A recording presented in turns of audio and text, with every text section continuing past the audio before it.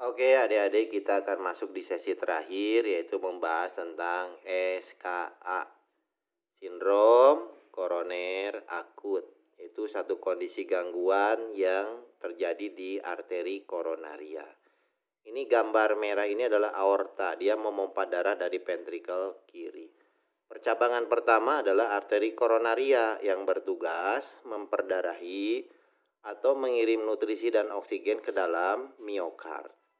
Jadi arteri koronaria por miokard untuk ngirim oksigen.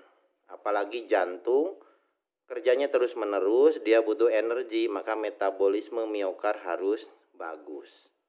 Ketika terjadi aterosklerosis, ada penebalan pada dinding arteri sklerosis karena makanan yang plak yang menumpuk di sini, hiperkolesterol, merokok, spasme, stres juga bisa membuat diameter mengecil, maka terjadi keadaan yang disebut dengan hipoperfusi.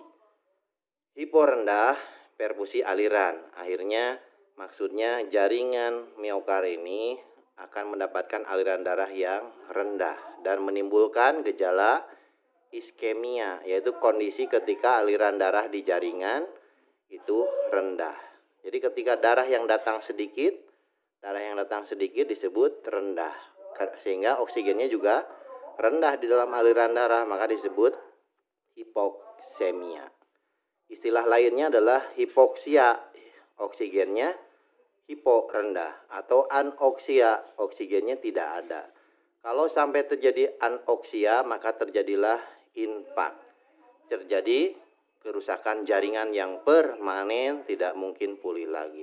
Kalau terjadi di miokard, maka jantung tidak bisa memompa lagi, terjadilah gagal jantung, artinya gagal jantung untuk memompa darah keluar.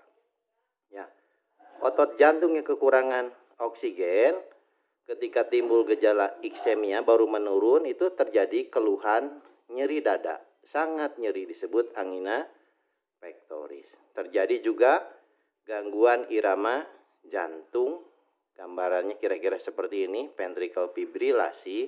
Jadi gerakan kontraksi ventricle sudah tidak beraturan, tidak jelas mana P, Q, R, S, T-nya. Dari yang gambaran kasar begini berubah menjadi halus dan akhirnya menjadi asistol.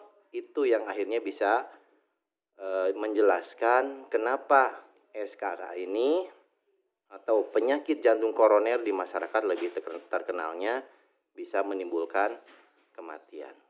Begitu penjelasan skematis untuk terjadinya masalah SKA yang nanti berujung pada apa yang bisa perawat lakukan untuk mengatasi atau membantu penderitaan pasien saat nyeri, saat intoleran aktivitas, saat oksigen ke otak menurun. Itu yang kita harus lakukan sebagai perawat. Demikian penjelasannya. Wassalamualaikum warahmatullahi wabarakatuh.